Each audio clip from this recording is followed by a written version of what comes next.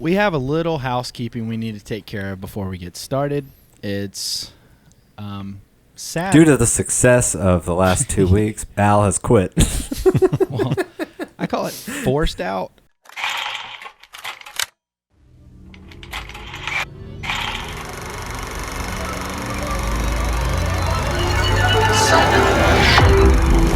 Hi, I'm Al. Welcome to CiNEMACHiNE. I'm here with Ryan. Howdy. And Brandon. Hello there. And this week we're going to review yet another movie that you don't know about just yet. Imagine that. I know. Reviewing another movie. I know. This week we're going to do a full music album. So, this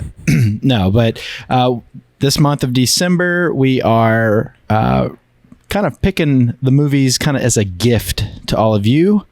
Since you pick them every other week, we'll get back to that in January. But for this month and this month alone, it's just a little fun. So first and foremost, Ryan, will you tell everybody how they can get in touch with us? Let us know what they're watching over the holidays and what they might want us to watch in the future. Yep. If you're watching on YouTube, I invite you to drop your comments in the comments. We're going to trademark that at some point. I think so. I think we have to. It's in the works. Or if you're on Instagram, at CiNEMACHiNE we love chatting with you guys about movies, and we got some good conversations going on there. So I invite you to come check that out too. Awesome. So we have a little housekeeping we need to take care of before we get started. It's sad. Due to the success of the last 2 weeks, Al has quit. Well, I call it forced out. I need to spend more time with my family. I think that's the Urban Meyer approach. So, people at this point in the pod, Al, you ain't got no family. Yeah. Not only did my podcast quit me, my family quit me. So it works out. But no, we have made an internal decision. It's really not that dramatic. It's really simple. We are going to start reviewing Hallmark movies exclusively. Oh, that's my other podcast. I'm sorry. This is news. Yes. To us. No, we're going to step away from just the audio portion of the podcasting and put our focus on YouTube for many reasons. And the biggest reason is that we think it's a better medium for what we're going to be bringing to the table in the new year. So we want to thank everybody. We're getting a lot of engagement on YouTube, so we want to make sure that we're focusing as much of our efforts there as we can. So yeah, Brandon's daughter looked at him and said, "Daddy, please don't do the audio." And he said, "Okay." So that's why we're not doing it really. We're raising her British. Mm-hmm. So Brandon can't understand her. Yes. What'd you say, Melissa? You don't want to know. Have a little translator box. Pull out Google Translate. Yeah. Oh, similar to the movie. Speaking of the sound of metal. But no, we just wanted to let everybody know we're not going away. If you are subscribed to us audio only, please subscribe to us over here on YouTube. We are going to get back to that in the future, and I don't foresee it being too far off. But for right now, being a new podcast, we just saw it. This is the avenue that is helping us out the best, and we want to, like Ryan said, pay the most attention to this section of the internet. So we will be back as an audio in the future. So plus, you get to see Al's face every week. Frozen on camera. Yeah. So that'd be funny if that was really the one that froze. So usually on your bah humbug face. Yeah. Yeah, last week was a really good one. Yeah, if you want to go find the one where my face froze last week, it's a humdinger. So on the last, if you haven't checked it out, the last Mando ep, Jeff's camera froze also. Did it really? So awesome. I put keeping the tradition alive in this place. Yeah, nice. Well, want to thank Chris and Jeff filling the great void that was my absence on the Cape Cast I episode. really didn't feel like there was a void at all. Well, that's because Jeff and I became simpatico on a few issues, and we can't have none of that. So, Al was sick. No, I was under the weather, so the guys stepped in. And it was a great show. So I highly suggest everybody go watch the last episode of Cape Cast, the Mando review. So, and I'll say this: that was the best episode of Mando. I agree. Right Al. there, We passed 100%. along, I agree with you. we passed You could- along your review. Yeah, thank you. Yeah. I watched. He read your text message. Yeah.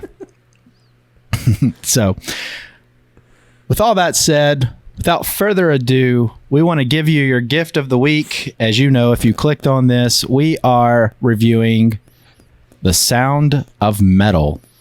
It's on Amazon Prime, and this was released November 20th of 2020. Oh my goodness. 2 2020 movies in a row, guys. What a time to be alive. We don't know the budget. There was no box office, so we're gonna say Just make it $600 up. jillion. And the synopsis of this movie is: a heavy metal drummer's life is thrown into free fall when he begins to lose his hearing. I love that synopsis because it's short, sweet, to the point. The cast is Riz Ahmed, plays Ruben. Olivia Cook plays Lou. Paul Raci, is it Raci or Rashi? Do you know? Plays Joe. Yes. Matthew Almeric plays Richard Berger, and Lauren Ridloff plays Diane. So I'll say this: Brandon highly suggested that we watch this movie. He had not watched it yet, but he sent us the trailer, and it was on all of our radar. And so I'm going to go to Brandon first. Brandon, what was your initial reaction or thoughts of Sounds of Metal? Sound of metal. Sound. Sorry. Sorry. I was thinking of a band. I'll watch the movie to read the title. Singular. So this trailer came out a month or two ago, and November it's 20th, 2020. Right on. Said it. So yeah, it came out November 20th. I remember the day. Exactly. It was My daughter said it was something a to me. I dark. couldn't It was understand. a rainy day. She said, "Daddy, watch Sound of Was at Metal." work. Yeah, and it's a really great trailer. Like cut really well. Kind of, it kind of immediately just kind of hits you with I guess the gravitas that's going to be this movie, and kind of gets you ready for what is to be, in my opinion, after watching it, a really, really good movie. I enjoyed it a lot. I thought that, I can't really think of, as far as like across the board, it was very well made. My biggest takeaway from this movie, and we can probably get into it later, was the sound design. I thought that element was probably the most immersive element, and really a great use of a movie that's based about someone losing hearing, using that element to kind of convey that and put you in like his shoes, so to speak. But yeah, I thought all the performances were great. Again, great direction. I thought it was a good like slow burn movie. It really took its time, let you kind of embrace the stillness, and kind of, I love the perspective of it. And there's a lot of like, I guess, kind of things they set up and call back to, and visual cues and audio cues and things like that kind of string it along. But yeah, overall, I really enjoyed it. That there's only like one thing I would say that I was hoping for that I didn't really get, which was movies like this. I kind of like, I want to cry during these movies. Like I want to be very like distraught by the end of it. I was gonna say Scott Stapp didn't show up. Oh yeah, well that too. And I didn't. It had good, like, I think the only like really like hard hitting moment was the moment between listening to like, the the lead- band. the moment between the guy that runs the rehab facility Yeah. when he's kicking him out. Yeah. That Thanks moment for the and initial review. Yeah, well, sorry, I don't. And that wraps Go up the ahead, review. Brandon. I'm just kidding around. Go ahead. I am going a little long for an initial You're review. I fine. get You're it. fine. You're fine. It's your podcast. too. We'll get into that. But We yeah, but just that was live in like it. that was a big emotional moment. But I was really hoping to get like more emotion, like more like, heart, kind of like, pulling the heartstrings moments with Riz Ahmed himself. Yeah, exactly. So, but that's not to detract from the movie itself. It didn't get me there. But that would be the only thing I would say negative. But overall, really, really enjoyed it. Awesome. All right, everybody. We'll see you in the wrap up. Cool. So this week, news wise, No, Ryan. What were your initial thoughts? I thought it was good. Al, what do you think? I thought it was good. All right. So let's get in. so this week in the news, So I do want to ask Ryan, please expound on your thoughts. Yeah, so I also enjoyed this movie. I think kind of this movie's a little bit in the same vein as Green Room. For you guys, you probably have a little bit more of a... Yeah, this is a terrible prequel to Green Room.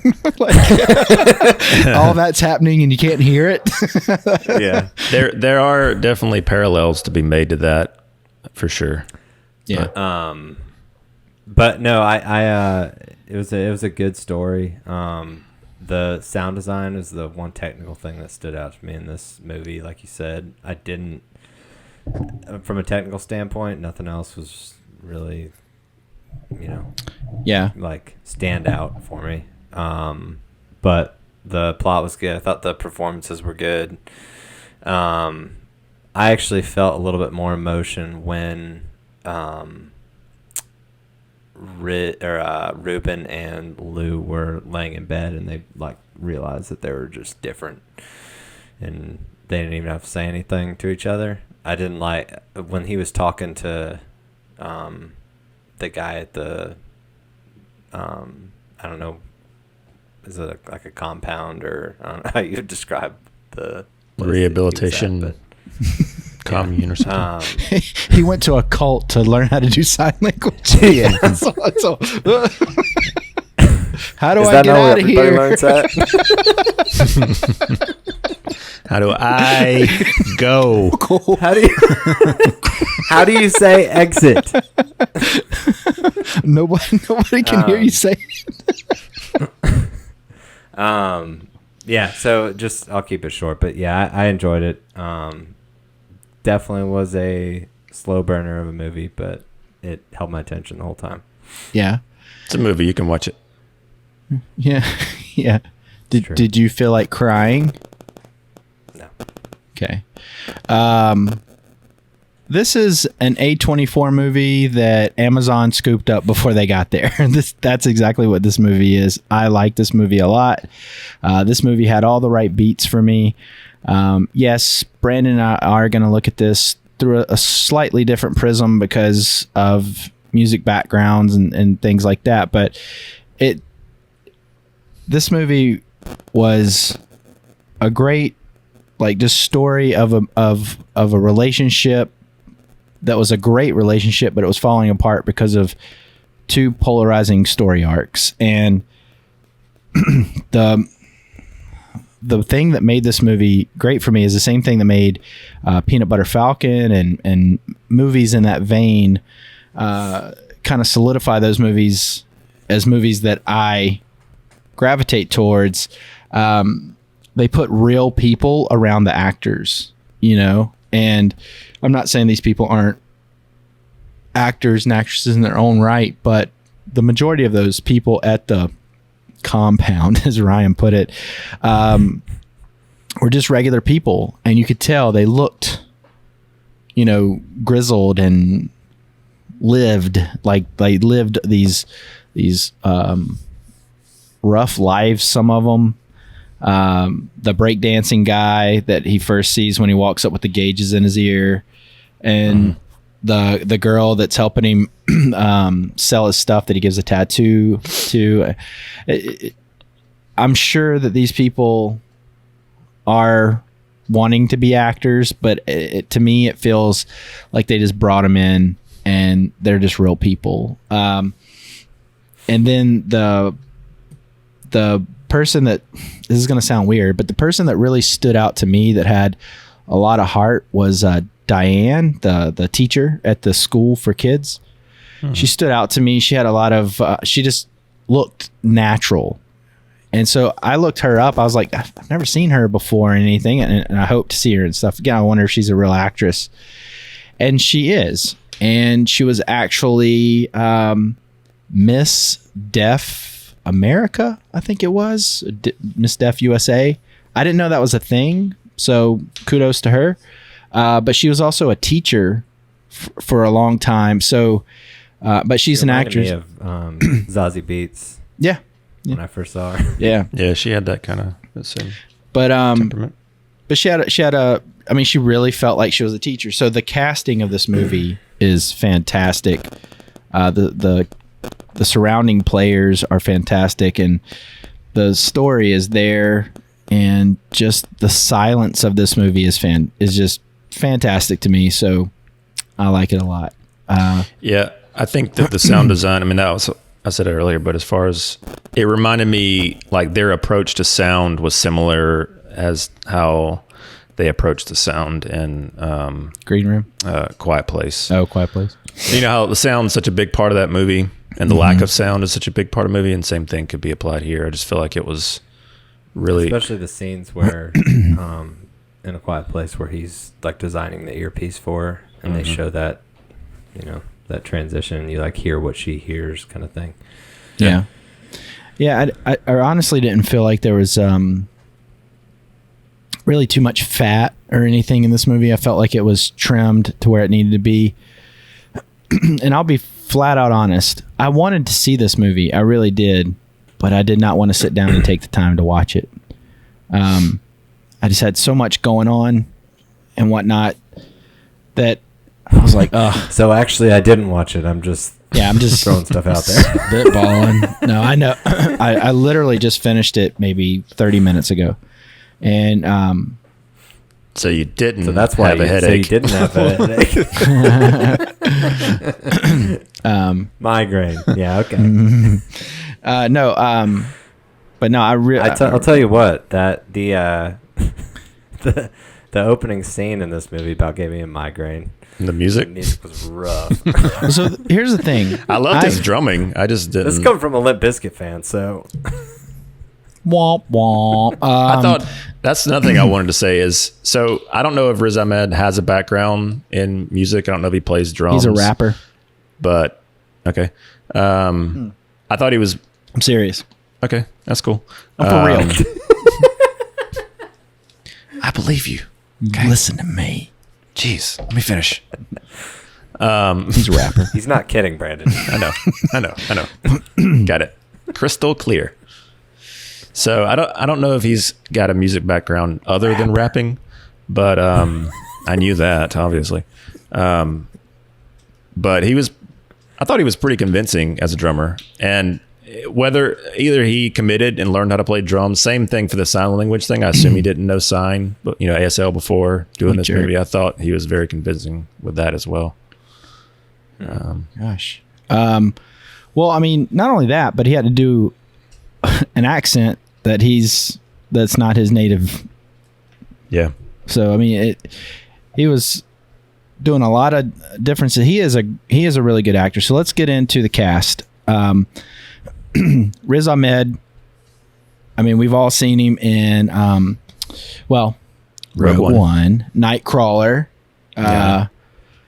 That was my first introduction to him. I think it was most people's. It was the same for me. Yeah. Yeah. I don't know if so he had a 2-episode arc in Girls. So I don't know if that was before that or not, but I remember seeing him in that. And she goes to Hawaii or somewhere. He's like I didn't surf instructor. But he's I think he's one of the actors that will be in the upper echelon in the years to come. You know, I'll tell you what, this movie, it really shows you how far writing can go. Watching this movie versus like Venom, where he didn't have a bad performance. Oh yeah, I forgot he was in Venom. Yeah, me too. It's just very forgettable. Yeah, but I think he's one of those actors that can disappear in a role. And I mean, you know it's him, of course, but at the same time, I mean, the tattoos, the hair, everything, and he had the stupidest tattoos. The underwear on his shoulder. He did. Yeah. I noticed that too. Yeah. The kill me All right, across now his show chest. everybody your Millennium Falcon tattoo. But also, we had Olivia Cook playing Lou, the guitarist, singer, girlfriend, love interest to Riz Ahmed and to Riz Ahmed's Ruben, and she is quite the actress as well. She's been in quite a few movies that I enjoyed. Thoroughbreds. If you haven't seen that, I highly suggest. It's a good one. It's a really good movie. And also, she was in Me and Earl and the Dying Girl, and that's Ready Player One. Yeah, that's a really good movie. So, both. She was good in Ready Player One too. Oh yeah, I forgot she was in that. Yeah. I've pretty much forgotten that entire movie. Yeah, Pink Eye Al. Yep, got it from the call we're on. But yeah, I think I forgot most of Ready Player One. It's like maybe a week after I left the theater. I love how in that movie, like, she's supposed to be like quote unquote ugly. She has a birthmark and like she's like, I don't want you to she's like beautiful. She's just got this like little birthmark on her face. And she's like, oh, no, just see me. Look away, I'm hideous. Yeah, she too is not an American, and I thought she did a good job. And I heard some other folks reviewing this movie. I stopped it as soon as they started reviewing it, but the first thing they said was that she didn't do a good job at this accent. And I was like, well, I mean, even if her accent did kind of seep through, her family was from... I didn't notice it at all. Like, have any kind of issue with the accent. I was like, what is this person talking? She was barely in the movie for the American parts. I mean, so I think she was at what, Paris or like France anyway. So anyway, it would have been okay if her accent kind of came through, because in the movie she's from there, you know, or at least her dad is, and she would have been around and influenced by that. So whatever. But I thought the casting was great, but Paul Raci, that's what I'm gonna say his name is. If I'm incorrect in pronouncing his name, please put it down in the comments. I'll never see it. Say whatever you want. He Ryan reads will them. see it. You comment. Ryan will say it.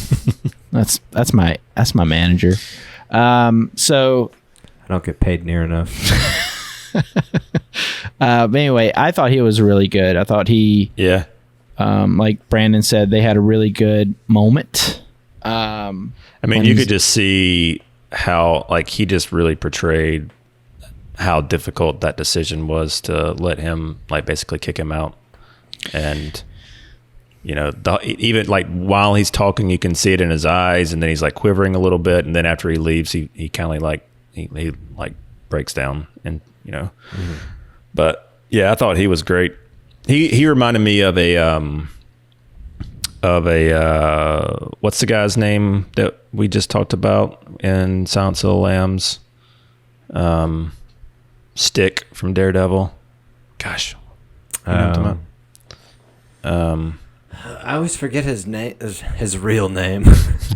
I don't know who Stick is from Daredevil. He's Clarice's boss. Oh, FBI agent. yeah. Okay. Anyway, can't think of his name. Anyway, he reminded me of like him. Okay. Let us know in the comments what his name is. So this Paul Raci guy, he's been around for some time. His first credits in 1987, and his IMDb profile picture looked like Dog the Bounty Hunter or something. I mean, that's him. But yeah, he was in the Zach Galifianakis show, Baskets, and he was in a show called Goliath. Scott Glenn is who I'm thinking of. Yeah. Yep. So, I thought he was fantastic. I thought he really sold.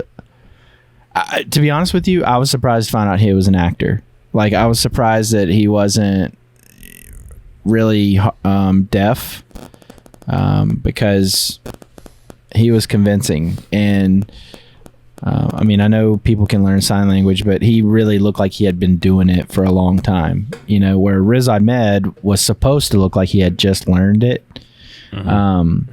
He really looked like, you know, when people do sign language as their language, like the way they communicate with people, primarily, they usually, even their people, like somebody in their family that is not deaf, that has to communicate with them all the time, they usually do it without even noticing. It's just second nature to them at that time. And it felt like that was him, to me, in this movie. So hats off. And we keep talking about like the Oscars are going to be whatever this year. Yeah, I think Ben Affleck's got it on lock. Al didn't see the way back. He doesn't know. He doesn't know. That's a documentary. So, but I think maybe a performance or two in here that might get some. I don't know if they'll win, but I think they'll get some nods. Maybe. I mean, it's possible. That's all good across the board. So, what'd you guys think about like the whole? I guess his, like, how they used, well, a few things, but mainly like how they used like the subtitle treatment, as far as like once Riz Ahmed goes deaf, they basically don't help you along the way. Like you're in his shoes in terms of experiencing, like, you know, you're just as lost and unsure of what everybody else around him is saying. You know, they have all the people using sign, but they don't subtitle it for the audience until he starts to learn and pick up on things, and then they start subbing it, like, you know, dropping it, and then it kind of builds as the more he progresses, the more the audience progresses. I thought that was pretty cool. I will say this, Melissa, I told Ryan this the other day, but Melissa, she does ASL. She's not like super fluent, but she can hold her own in a conversation. Yeah, she's told me that before. She was telling me things that they were saying at first, and I was like, actually, don't tell me what they say, because I kind of wanted to just like experience it like it was intended, not know. Mansplaining. Let's just not know, man. Yeah, I mean, I think it goes along with the sound design. Like, that was the thing that really carried this movie, was them taking all of those, or putting all that effort into, you know, making you feel like you're going through the arc that he is. Yeah. Yeah, and it was I mean, I loved how they kind of started that intentionally. Like, they showed like the coffee grinder and the coffee pot drip thing. Like, they cued in on those like very small sounds that, you know, we take for granted, and then the next, you know, day, I guess, they show the same visual stuff of that, you know, monotony of life, but now, and then it's all gone at that point. I thought that was a neat little touch. They continue to kind of do that throughout. But one little, maybe, and you tell me if I missed it, one little issue I had was I thought he was going to get called out or caught for always going in and using the guy's computer. I kind of thought that as well. I thought that. When he was doing the gutters, I thought that he was getting called in because he found out that he was on his computer or something. Yeah, for a split second, I was kind of taken aback. Why are you getting on to him for helping? You know, like what? Yeah. Mm-hmm. But I get it. At the end of the day, you know, So, but I've known people with addictions. It is not a fun life, but you know, you love them through it and you help them through it as much as you can. But it can be destructive, and if anybody out there has ever dealt with this or is dealing with any kind of addiction, just make sure you circle yourself with the right people and put the time in. I've seen some great success stories, so that I thought they got that pretty right from the outside looking in. I've never been inside one of those type of facilities, but I really thought they got that world, Compounds. Compounds, yeah. But I really thought they got that world correct to the extent that I understand it. So it almost felt like this story was close to home for the brothers that wrote and directed this. Well, Darius Martyr directed it, but he and his brother wrote it together. So I also liked that they didn't have a score really throughout this movie. Just the They did. They just muted it. ha ha ha. Yeah, the score was when he first became deaf. That's when they put it in there. That opening song was the score. So here's the thing about that music is I like noise metal and math metal and screamcore. I mean, I don't like screamcore, but I really like noise metal a lot. Like bands like Phantoma and any of the Mike Patton bands I love. And I went and saw a bunch of them live, and they were really good. This band was terrible as a band. Like this was like the stuff I loved as a kid. It just so I understood what they were trying to do, and I liked that I liked the name of their band, Blackgammon. I thought that was good. Because usually movie bands don't really have the best names. It's very rare that they have good names, especially on TV shows. Band names in TV shows are rough. Actually, put your favorite fictional TV or movie band name in the comments. I want to see what those are. The Ain't Rights is mine from Green Room. I'm just putting that out there. What a surprise. Yeah. Double billing. Steel Dragon. Ain't Rights and Blackgammon. What? Steel Dragon. Okay. All right. Ryan, do you got one? No. The Oneaters. Wasn't Limp Bizkit in a movie? Yeah, Zoolander. Yeah. The biscuit. Stand up and shout.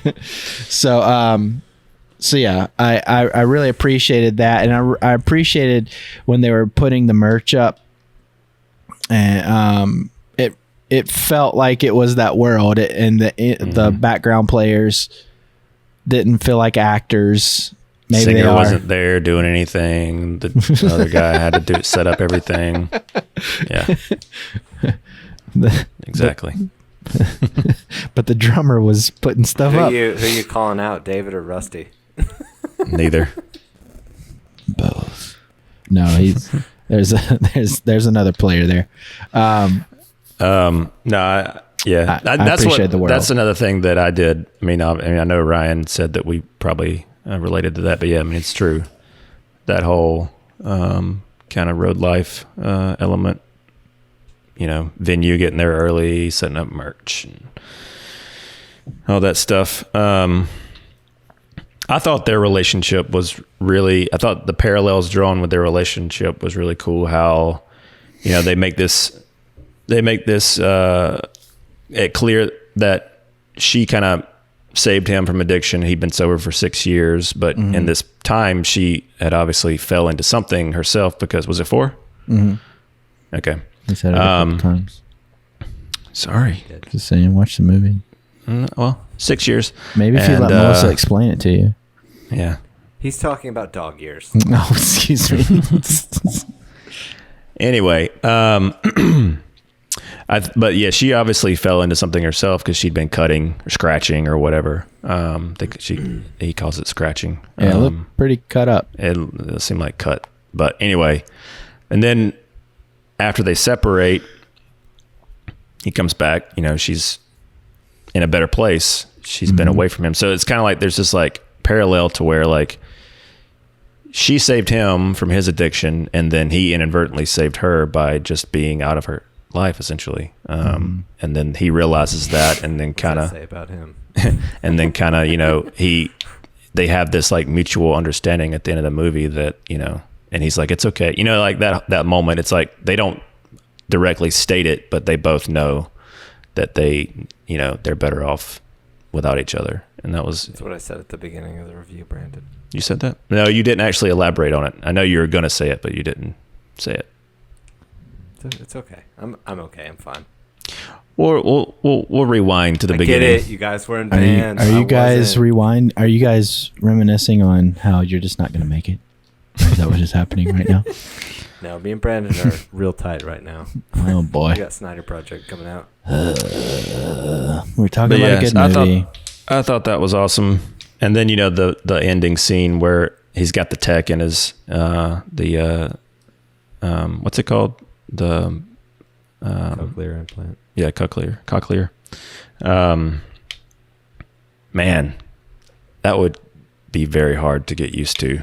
You know, like as far. I also kind of felt like the doctor ripped him off. Katie kind of said, you know, he had tunnel vision, which is true, but I feel like when I was watching it, I was like, did anybody tell him that it wasn't going to sound like normal hearing? When Didn't seem like it. Bought this $80,000 thing. Like, it seems like something you'd ask some questions about, or like, what's this actually going to be like? Yeah, but he was also seemed really shocked when she was like trying to. Well, he was excited at first when he started hearing noise, and then disappointment kind of came over him. Yeah, it just sounded like a radio station that wasn't tuned in all the way. It was just like. Well, when he's at the party, and then when he's on the street at the end, and like just it felt like, you know, I just imagine that's what Superman feels like whenever he's like trying to listen, and he's hearing everything all the time. I know what he feels like now. This is great. Speaking of Superman, let's It's fantastic. Man, can you imagine? Seriously, just you're sitting there having an Superman, argument. it'd be awesome. Have an argument or like a disagreement with your lady, and you just like, what's it? Mm-hmm. Take him off. But Brandon's SOL because Melissa knows sign language, so she's like, "Don't you run from me." So apparently, it's going to be like that anyways with Luna. She can't understand her. Yeah. Yeah. I don't understand you. I liked the point where Lou's dad they were sitting out and eating the egg, and he explained that he didn't like Ruben for the longest time, and then he had to go through his own. Had the same conversation with my dad. Just kidding. I called when he came on screen. I called him Quantum of Solace guy to Katie. I had no idea who he was. Yeah. Quantum of Solace. So I really enjoyed that scene, but Riz Ahmed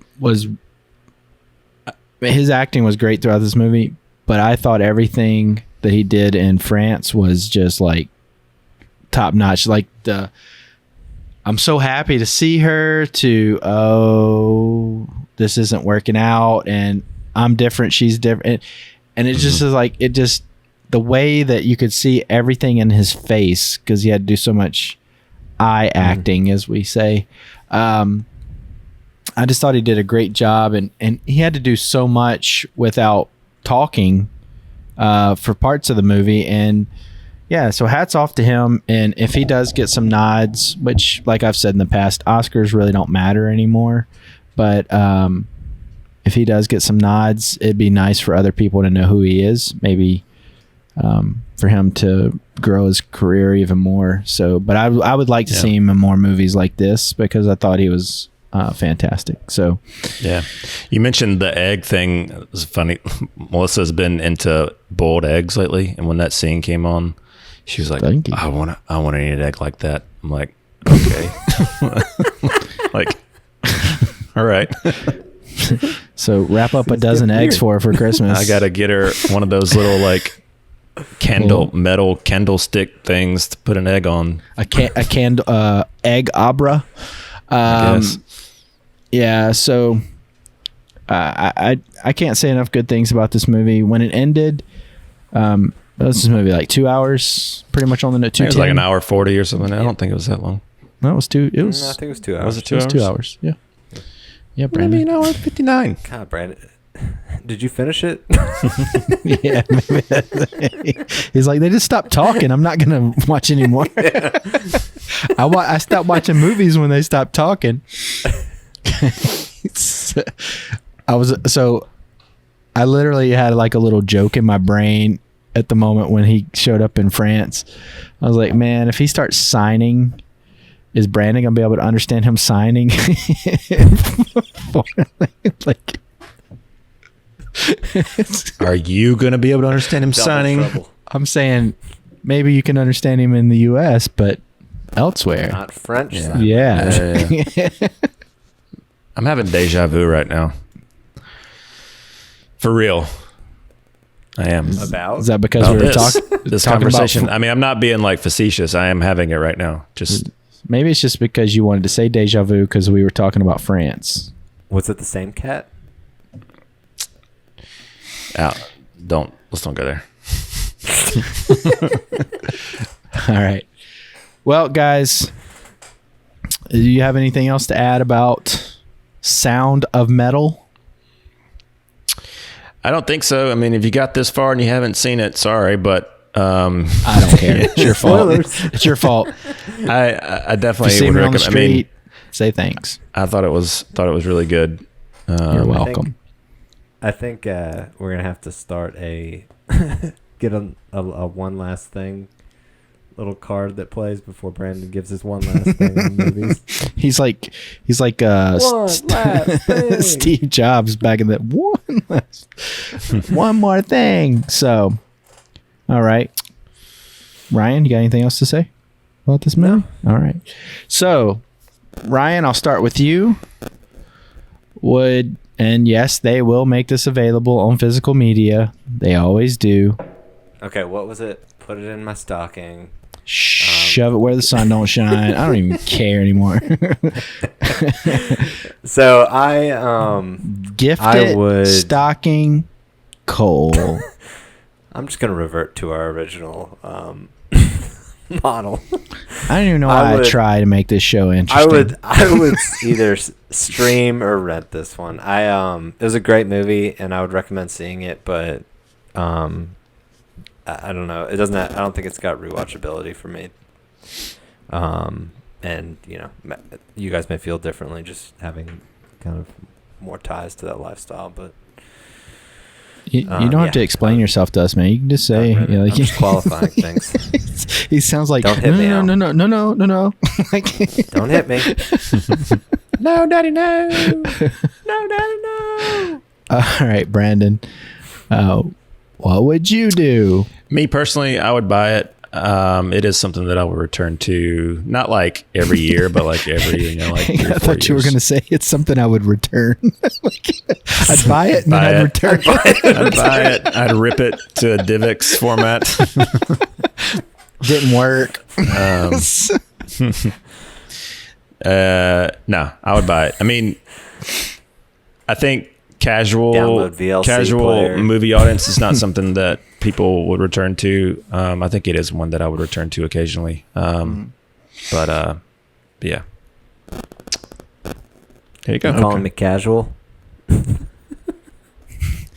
We had to flatten things out If of the the podcast. glove fits. Ouch.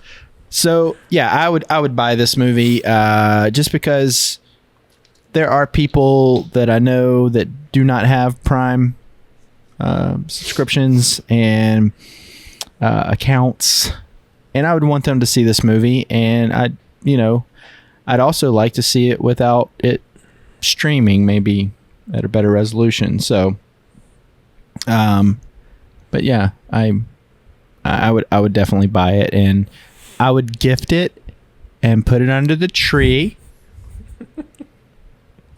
Good. So, yeah. Put it under Brandon's tree because he wants it. Yeah. Well, guys and gals, that is our review of Sound of Metal. If you're new to the program, usually right here is where we ask you to vote on what we're going to watch next week. But again, this is a gift month to go in line with the Christmas theme. So Ryan, would you like to tell everybody how they can get in touch with us again? Yep. If you're on YouTube, obviously let us know what you think of the episode in the comments. What we can do better. If you enjoyed the movie, if you didn't enjoy the movie. And then on on Instagram, you can find us at CiNEMACHiNE and we love chatting with you there. Yeah, I don't care what you have to say. I'm not going to do anything that you want me to do. He does. He's just being tough. I'm playing a character. All right, everybody. Well, we are going to come back with the wrap up where we do movie news. Brandon's going to give that to us. And then we're going to talk about the next 3 movies in our 12 Nights of Christmas. So we'll see you. Nominate movies? Huh? I guess we're not nominating movies. I just said that, Ryan. You've got me trained. I'm like waiting for it. Go ahead, Ryan. What are you nominating? Like a dog. What you nominate? BVS. Okay, so we're cutting that out. Sold. All right. We will see you all in the wrap up. We'll explain the show to Ryan in the break. Please don't.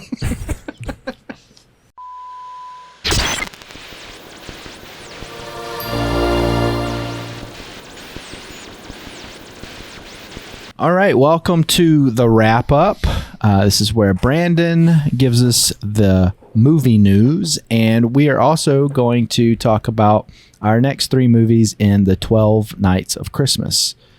So, Brandon, first and foremost, please take it away. So, This is your moment.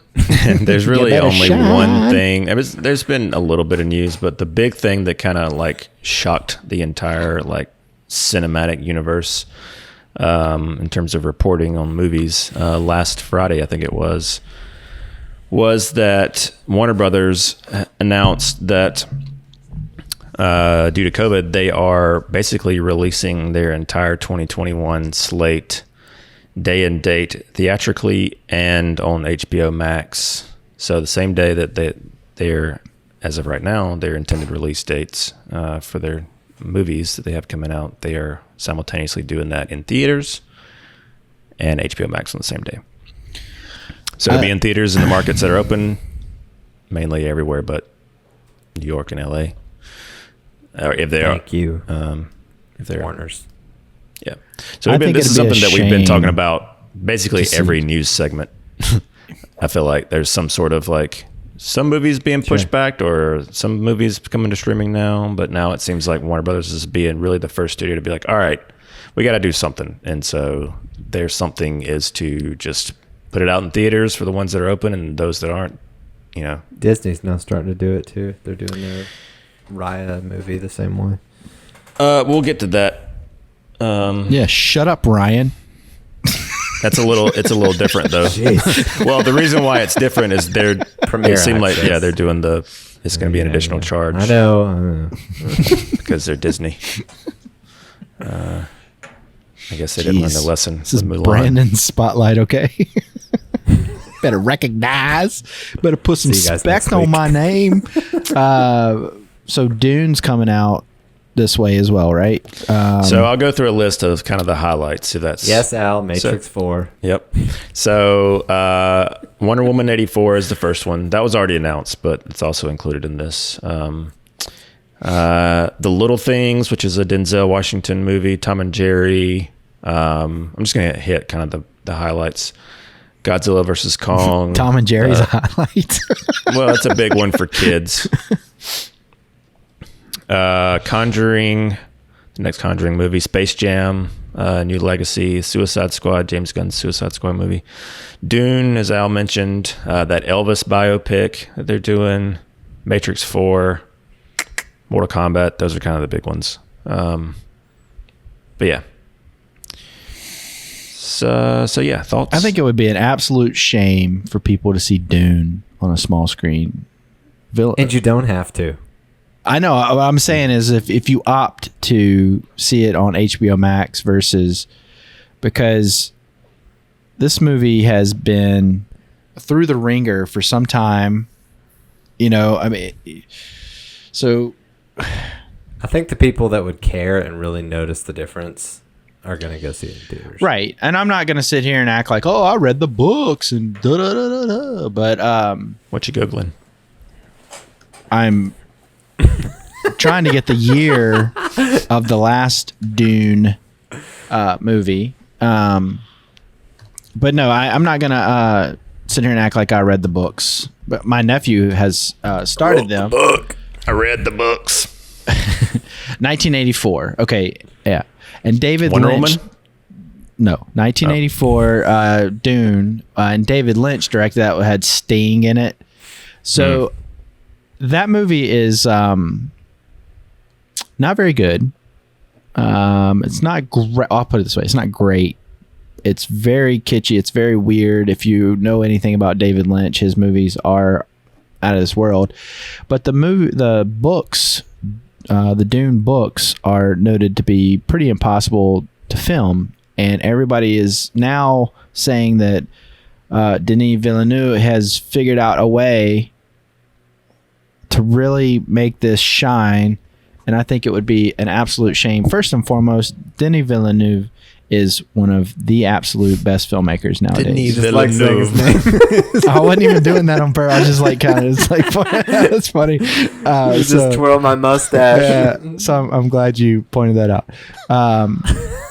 But no, I think he's one of the better best filmmakers. I'll even put it out there. And I think it would be a shame to see this on the small screen. So I am making my campaign for people to go to theaters for any of these movies, but especially Dune if you're only going to make one. Oh, yeah, Dune.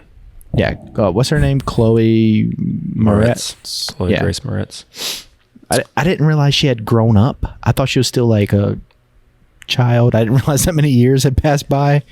And was she like... No, she just never grew up. she still looks like a child in it, you know, like... but I saw the trailer for Tom and Jerry the other day, and I was like... I don't know. Didn't look very good. Not really made for you, Al. Why not? But yeah, I agree. I mean, I would also encourage anybody that's able to see these movies in theaters I would love to see a Tom and Jerry made for Al.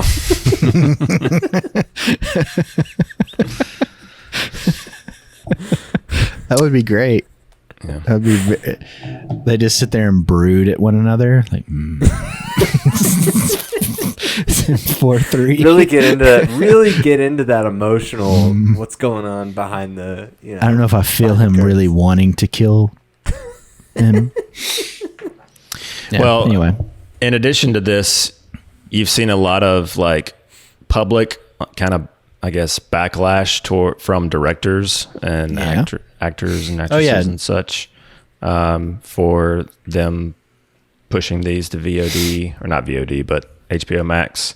Specifically, Christopher Nolan's been very vocal about it lately. I feel like the one thing that people aren't talking about with the people that are sympathizing with these directors and actors and such is that it feels like they're upset because they're not going to make their points that they're getting from box office, and that's at the end of the day what they're upset about. They want more millions of dollars, and like that's like, you know, like nobody seems to really like they want to use it as a soapbox to say, well, you're ruining the cinematic experience in these movies, yada yada yada. But at the end of the day, I feel like it's just their bottom end that they're worried about, and not, you know. So like any type of media, like sports salaries, like the box office for movies is so inflated right now.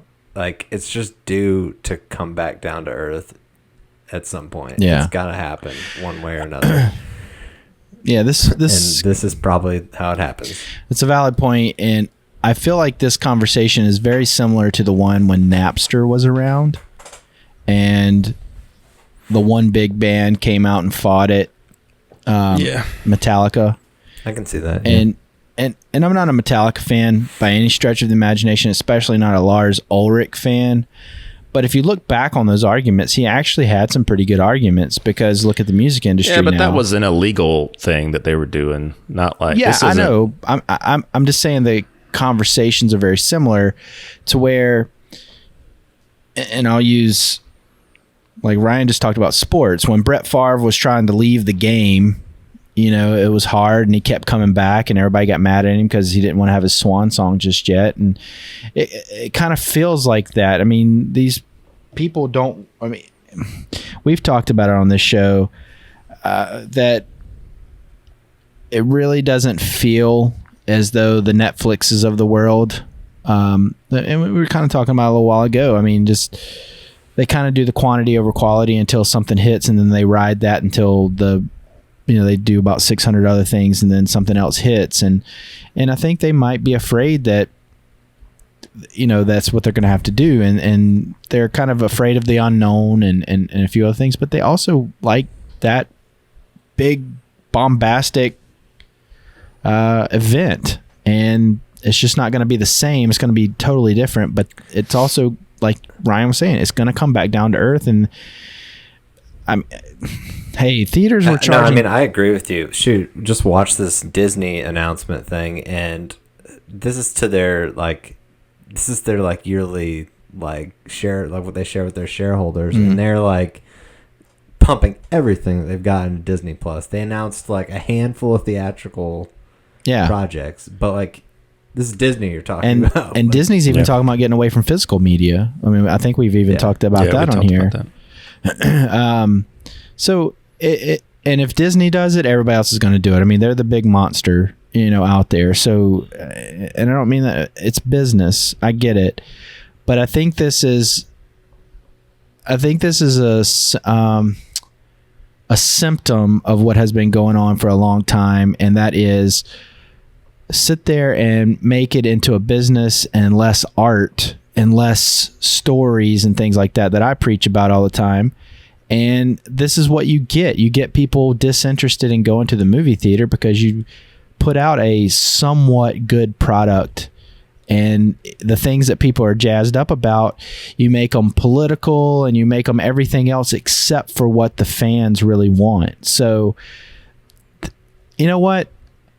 I'm glad that some of these people are being blown up, but then there's the people out there that are just kind of getting started, and they'll figure a way out to make money off of this. But maybe this makes more art house stuff. Maybe this makes people come back down to earth and tell stories again. But you can't continue to regurgitate the same things over and over and over just because you want to keep the rights to something and expect people to come to the theater and spend close to $150 for a family event on a Friday night. You just can't expect it. You know, it's insane. I mean, Brandon, you have a family. It's not cheap to go to a movie theater for 3 people. I mean, when I was a teenager, it was like, that was the jam. Like, hey, go out on a date, go to a movie, go grab a bite to eat. If you go to a movie nowadays, you're second guessing like going out to eat. I mean, it's expensive. The whole thing is a catch-22. So they want, the people who are complaining about it want the dollars of, you know, the box office dollars of yesteryear, to get their points. Yeah. But like, no one's going to theaters right now. No. Like, whether you agree with it or don't, like, no one's going to theaters right now in like any like legitimate volume. So which is why it's hilarious that Nolan is the one that's like making the most noise, because his movie. Well, I think he's a little embarrassed too. You either have to figure out a way to do what HBO Max and Disney a little bit now is doing, where you've got that option, but you also are supporting your streaming services, or you push all these projects into 2022, and then you've got a new movie coming out every other day because there's 500 projects coming out. Well, you push them, and then there's not even all theaters your demand left. goes away because there's so many movies. Yeah. So yeah. Well, you can't just backlog projects. I'm sure we've said this you just gotta get previously, but I know we have. We've talked about the longer they push them out, the less theaters that are even going to be around to be open to support. So you're continually, the more you kick the can, the less you're, Well, claiming that you're doing this in the name of supporting cinemas when you're holding movies out of cinemas is hilarious to me. I think all parties are fibbing. Brandon said it. They're worried about their bottom line, and that's completely understandable. You're a business, and the theater business is imploding right now. But the point has been made. You got greedy, and you got your hand caught in the sugar jar, and everybody got tired of paying for that because TVs became the home theater experience became less and less expensive. The more trackers and things like that they put on the TVs to where they can track the analytics, TVs came down and came down and came down because of the fact that they sell your information when you click and whatnot. So that's why the TVs are so cheap. So people are okay with giving that information away for the cheaper TV. Then it saves their family money because they're on a budget. It's real basic, but people got really, really, really greedy, and it's really unfortunate. And this is what Hollywood gets when they start letting business people instead of artists run Hollywood. So thumb my nose at you. Kicking the can down the road is the best way to describe it. I mean, this stuff started happening well before even like when the Movie Pass stuff came out and all these, and everybody was like, "How are they sustaining this?" Yeah. Yeah, it's just crazy. I mean, when a popcorn costs more than a meal, that's ridiculous. That is absolutely ridiculous. Yeah. So I think that if somebody had gone in a few years ago, COVID caught everybody off guard. But I think if somebody went in a few years ago, and I think, honestly, Alamo Drafthouse did the best bet at reimagining the model of a movie theater. Mm-hmm. But in the same breath, it's still not cheap to go there. It's not inexpensive, but they gave you more for your money at an Alamo Drafthouse. Mm-hmm. If I'm going to just a regular AMC movie theater, there's nothing to talk about to people. Yeah, I went in. It smelled like popcorn. There were some idiots behind me kicking the seat, and there were some other morons up there texting, and that's why I like Alamo Drafthouse. They do all the heavy lifting for you and kick those morons out, and you can enjoy your $30 ticket to go see a gosh darn movie. So that's one of the market correction. Well, yes, what I was going to say. If it wasn't COVID, it would have been something else. Yeah, I think the silver lining in it, to me, or I hope, will be that if this is kind of the model that continues. I mean, who knows how long it'll continue, but if it becomes more of a boutique experience and they are doing day and date releases on theatrical and some streaming service, it'll weed out the people that will just don't care about that experience to begin with. They'll stay home, watch it, and the people that care about it and want a great boutique, high quality cinematic experience will pay that, just like people do when they go to see a Broadway or a concert. It's like it's an event, it's something that's niche. Mm-hmm. And maybe that'll be, and it could very much open the door for more Alamo Drafthouse type experiences, more of like the brewery type experience. Yeah, well, I mean, that's not just you're going there to like churn through and watch a movie, like all volume. It's more of like an event, right? Yeah, and my last piece of this, and to your point, Ryan, is that back in the day, and I talked about this, I think, on our last review, but there used to be a bunch of mom and pop video stores back in the day that tried to compete with Blockbuster, or either Blockbuster just came in and moved right next to them and knocked them out. But it was cooler to go to the mom and pop because they had the weird movies. They weren't limited to what they had. And you knew them. You could have an account where you had a tab going, and you just go up there and grab a movie if you were a kid and your parents paid it later. That's what my mom did. Had video games, everything. They had the hard to find video games, so on and so forth. And it was just a cooler vibe. And I'm hoping that's the way movie theaters go. To your point, that more Alamo Drafthouses might pop up. But I think it'll be more of a local instead of franchised local. That's what I mean. Yeah, type thing. Yeah. But I think it'll be more of a mom and pop kind of maybe 2 screen tops type of event, and they'll have kitschy type of events to keep the place going, like show older movies, have movie marathons. I would love to get back to that. And they had one of those when I was a kid. My grandfather took me to all the Disney movies when they passed back through the theater, Jungle Book, Snow White, and it was an absolute blast. Had 2 screens. It was great. So I really wish they would bring stuff like that back. That would be the silver lining for me. I think there'll definitely be like a culling of the old theater, like the old theatrical experience, and you'll see more, like you were saying, more indie and more Alamo Drafthouse boutique experiences pop up, and it'll be like a renaissance in the same way that like vinyl records are kind of coming back right now. Yeah. And if you're a moron, stay home and watch a movie. Don't come to the theater. I mean, that's kind of what I'm saying with the people that like to be on their phone, and all the people that I like, be on your that's phone. My whole like MO as of late before the shutdown was like, I'm going to pay the most I possibly can to see a movie, because hopefully it'll weed out the people that don't care enough to actually be there and, actually watch the movie. Yeah. If you're a jerk and you want to be a jerk, as Costanza says, go to the jerk store and hang out there instead of coming to the movie theater. Leave us alone. And this concludes our old man on the porch with a shotgun segment. You sound like grumpy old men. Well, I cannot stand it. But anyway, Brandon didn't realize he was bringing the most polarizing conversation. So, but I think we're all on the same page. I just think that for sure. Yeah, I mean, we're passionate about watching movies. We love to absorb movies, and yeah, we might like different things, but we find a middle ground on a lot of things. Sound of Metal tonight was a middle ground for us for the most part, and I be honest with you, I wouldn't have minded seeing this in the movie theater.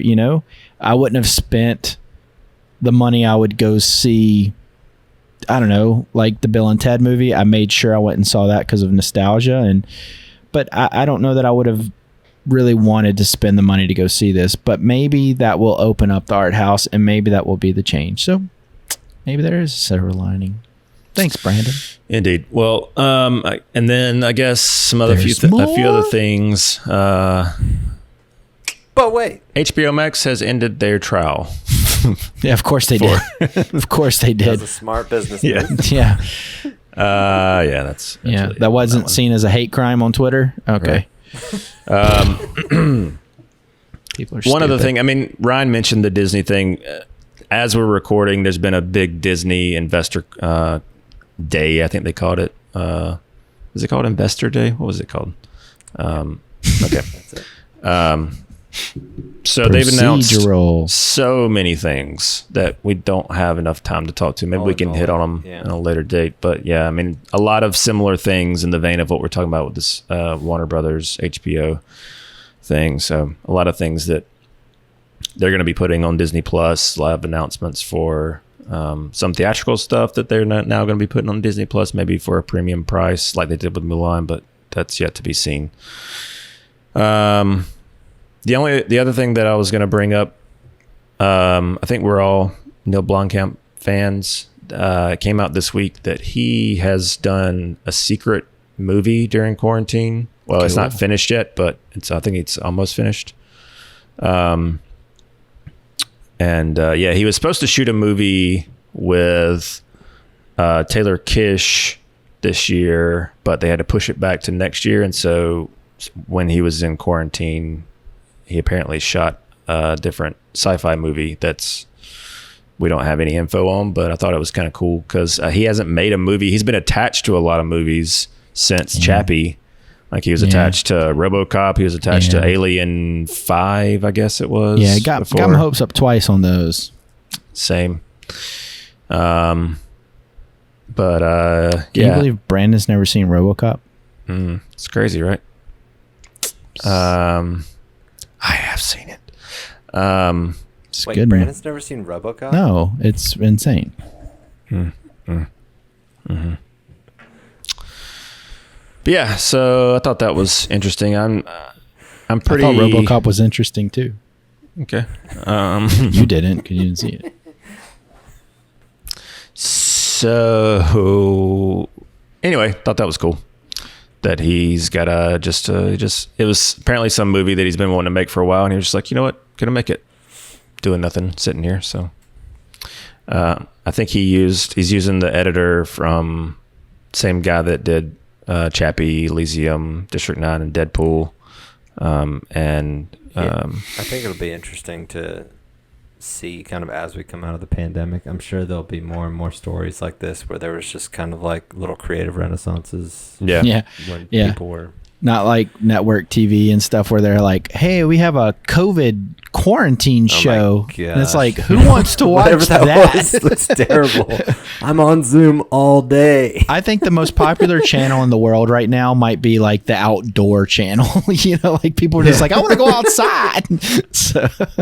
Yeah.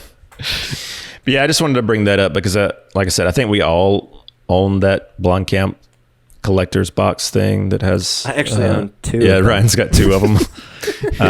He'll sell that to you if you just take Suicide Squad. But I may just give them both to you for free. That's what it takes to get rid of Suicide Squad. I tell you what. I tell you what. If whoever's our 3,000th subscriber gets the Suicide Squad and Blomkamp together. Okay. We're gonna make a mental note. If they pull this video up and they claim to be the 3,000th subscriber, whenever that happens, I'll happily give it to them. Yeah. And you can pay shipping too. Person that wins it. No, I'll pay shipping. We'll chip in That's for some some serious loyalty if they check back on episode. I tell you 19. what. How many subscribers do we have right now? Like 100 something. 120. Yeah. Okay. So let's be serious. Let's be serious.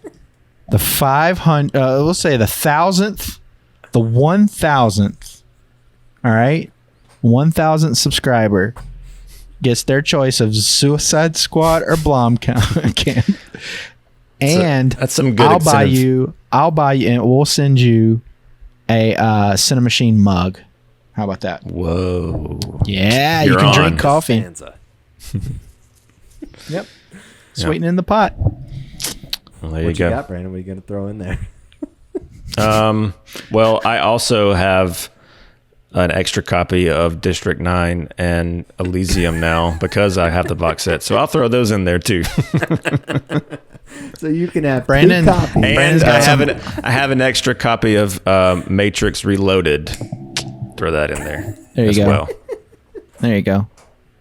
Anybody And else got any dupes they want to got some. Brandon's got some old Creed CDs he can throw in I've there. actually got a Silence of the Lamb Blu-ray too. Now that I've got the Criterion, I can throw that in the pot too. Yeah. Feeling pretty rich now, aren't you? Everyone, come over and look at my Criterion. See? But don't touch. They're dust covers though, so if you It do, looks like you got milk in that thing. it does. Do you warm it up before the show? Yeah, it puts me right to sleep. I only drink the finest Cambodian breast milks. So, all right, Brandon, what else you got? That's it. All right, fantastic. Well, thank you for the news. That's some pretty good news. We had a pretty good conversation there.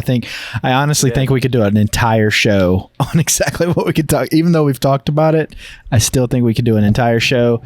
If you guys would like to see that, please hit us up in the comments. But now we're going to continue. Ragings of Cinema Nuts. Yeah. Our 12 Nights of Christmas. So this week, Ryan, what are you throwing out to everybody that they should throw into their own 12 Nights of Christmas? So I'm going to throw one out. I'm not going to go too in depth on it because he hates Christmas, it's fairly everybody. New, so it's fairly new, so I don't want to spoil it for the people who haven't seen it, but Shazam. It's a DC movie that stars Zachary Levi and is directed by Pony Smasher himself. David F. Sandberg. That's right. Yeah, his channels are pretty cool. I like them. Yeah, if you're looking for someone for laughs on Twitter or Instagram, Pony Smasher is an account to follow. And his YouTube channel is great. like I have no doubt. behind the scene movie. Like He does a lot of he makes little tutorials. he shorts does, and whatnot. He Yeah. talks about tips and tricks and Yeah. stuff. I mean, he's kind of a self-made filmmaker. I mean, it's really entertaining. His wife helps him out quite a bit. She's in his shorts, so yeah, it's really entertaining. Yeah. But it's just a fun superhero movie. It's very Set at I guess Christmas. DC kind of gets a rap for being the dark and broody type superhero movies, and this is very much not that. Mm-hmm. It's kind of like an Amblin like throwback Yeah. type movie. And it's set during Christmas, not like overtly a Christmas movie, but I think it actually came out in the summer. Came out in like April. Yeah. But it definitely has a Christmas vibe to it. So do you want Brandon to talk about it? Because he keeps filling in the blanks for you. Maybe I was gonna talk about it. Yeah, Brandon's got a whole docky prepared probably. So you're not gonna touch on this, Ryan? But yeah, so that's my recommendation. Especially if you have kids, I'm sure. Has Luna seen Shazam? Lots of times. Yeah. I mean, She like it? oh yeah.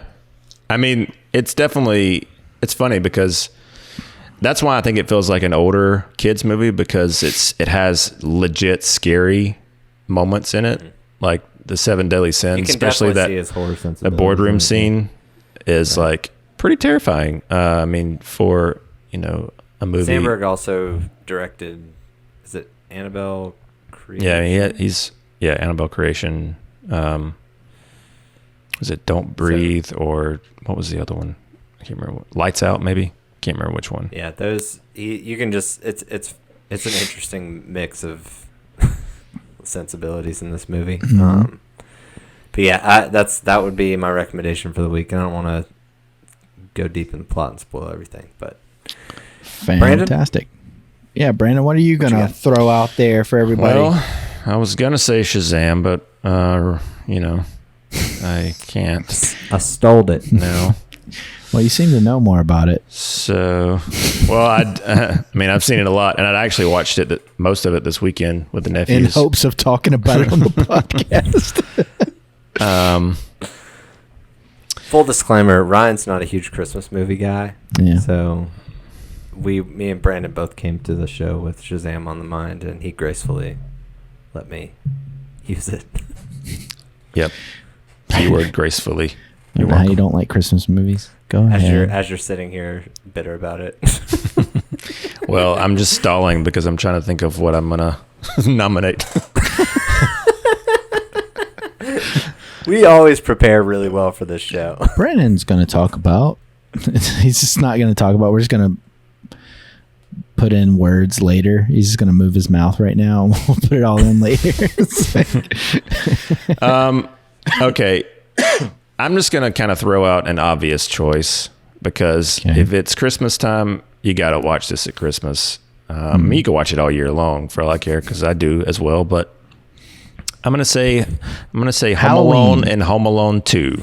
Okay. Home Alone and Home Alone 2. Double feature. Okay. Yeah. It's got the most Christmassy Christmas soundtrack ever, or score, I guess I should say. And soundtrack. It's got some good Christmas songs in there too. So I want to say this. Speaking of that, one time Brandon and I literally had a debate. It wasn't like a heated debate. We had a debate on...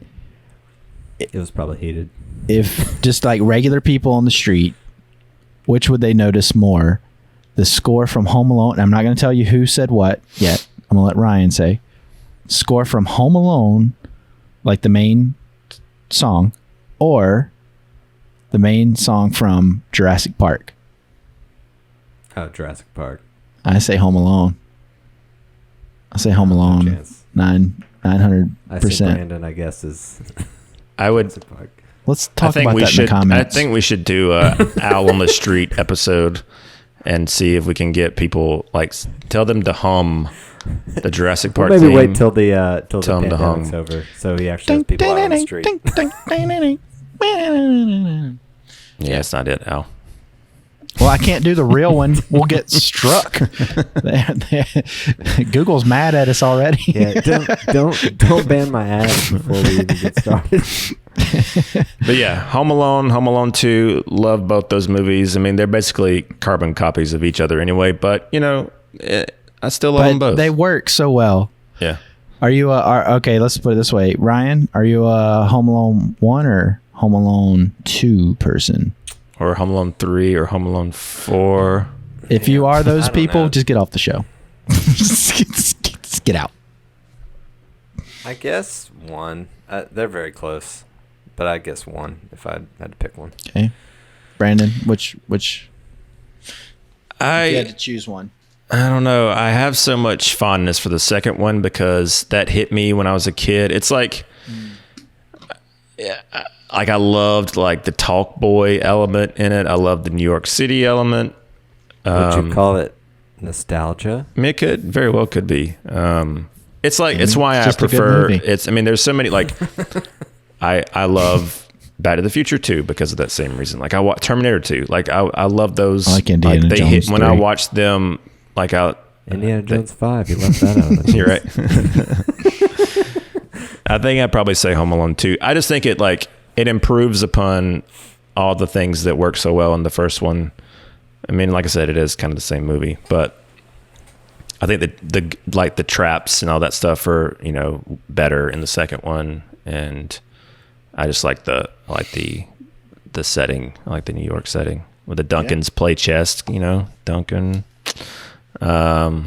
Yeah. Oh, it all makes sense now. I get it now. We on a toy store? I was a little. We got yo-yos and we got toys and donuts. And turtle Spelled doves. different, but the same. And turtle doves. Al, you can enjoy fixing that peak. Yeah. Yeah. My audio trick's gonna help you. So, Brandon, I too am going to do a double feature here, but my double feature, each one of my double features are like half an hour long. So, I'm going to start out with a classic, and that is A Charlie Brown Christmas. I don't care what anybody says. This movie is great. It captures close to the meaning of Christmas, like the true meaning of Christmas. It gets right in there, and I really enjoy it. Sure, nostalgia, whatever, but generations and generations and generations love this movie. I think I even saw like the 75th anniversary box set of the Charlie Brown holiday movies. Did not know it was that old. But also, I'm going to nominate, and this is so far out of left field, but I love this, and you can watch it on YouTube free of charge. It's only 25 minutes, 6 minutes, something like that. Merry Christmas, Mr. Bean. That's what it's called. And this is hilarious. I introduced this to my niece and nephews a few years ago, and we watch it every year now, for the last couple years anyway. We watch it and we laugh hysterically. My grandmother loves Mr. Bean. I mean, it's hard to dislike Mr. Bean, but this Christmas is Merry Christmas, Mr. Bean's hilarious. And if you've ever seen it, please hit us up in the comments. I want to see what you think about it. And if you haven't seen it, just pause this, go over and watch it. 25 minutes later, throw your comment down in the comment section. Let us know what you think. Are you encouraging people to leave our video? No, I'm saying open up another window and go watch Mr. Bean. Yeah, so I think those two are bite-sized double feature, but they are fantastic nonetheless. So that's BEAN, Brandon. BEAN. So Mr. Bean. Yes. Got it. And Charlie Brown. Yeah. Charlie Brown. Charles Brown. Is it Saves Christmas? What is it?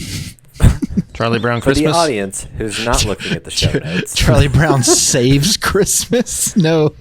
We've Charlie realized that Brown. Brandon's got a little Charlie bit of a Brown spelling Christmas. issue. Charlie Brown Christmas. A Charlie Brown Christmas. Brandon's And better if there's a little bouncing ball on top of the words. What was Mr. Bean doing? Mr. Bean does It's Christmas. Really, Merry Christmas, Mr. Bean. Merry Christmas. Yeah, got it. Okay. Merry All right. Christmas. Can't wait Mr. to see Bean. those graphics. Got it. Thanks, Ryan. You forgot the little period. Got it now. He's working The hard. little lights aren't twinkling. That's exactly what I was thinking about. Let's Well, be honest, we're all just waiting until we get to review that. I want to say later this month. I want to say that we do have a really big episode closer to Christmas coming up, and we're gonna have some surprise guests, and we're gonna have a lot of fun with it. So do stay tuned and let us know what you're watching during your 12 nights of Christmas, and maybe even throw some suggestions our way. I'm always looking for new Christmas movies. I love Christmas movies. I like to buy at least a handful of Christmas movies every year, and I've kind of flattened out because I've bought pretty much everything over the years multiple times. So Just start buying the same thing. yeah, You can give the extras away. yeah, that'll That's what be we our do on next this show. contest. In the middle of July, I'm giving out Christmas movies. So, Ryan, you want to tell everybody how they can get in touch with us? Let us know what they're watching this Christmas. Yep. Best place would be on Instagram at CiNEMACHinePod. And we love chatting with you guys and want to know what we are doing well, what we are not doing well, so that we can make the show better for you. So let us know. No, this is what you Except get. Al. Al doesn't want to make the show better. No. This is what you get. So thanks everybody for tuning in. We hope you are having a very Merry Christmas so far. And if you're watching this right at Christmas, we hope that you do have a Merry Christmas. But until next week, we will be watching movies, and we'll see you all on the next CineMachine.